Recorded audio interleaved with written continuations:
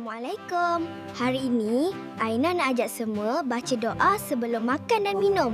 Jom. Sedapnya bau nasi lemak ibu ni. Perut Aina pun dah berbunyi. Cop. Nanti dulu. Hampir terlupa. Kalau tak baca doa, nanti tak berkat. Kawan-kawan ikut Aina tau. Tadah tangan betul-betul. Kita minta Allah berkati makanan kita. Bismillahirrahmanirrahim. Allahumma barik lana fima razaqtana wa qina azabannar.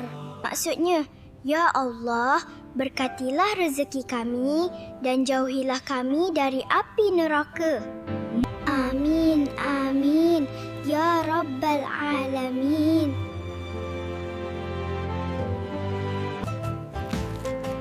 Nyam, nyam. Sedapnya. Kawan-kawan pun kena makan tau. Kalau haus, minum pun kena baca bismillah. Minum sambil duduk.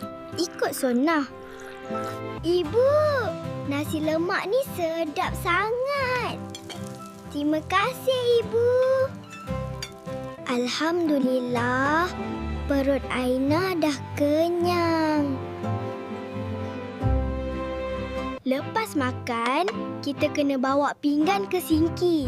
Ringankan tulang. Jumpa lagi dalam video Aina yang lain. Bye-bye. Assalamualaikum.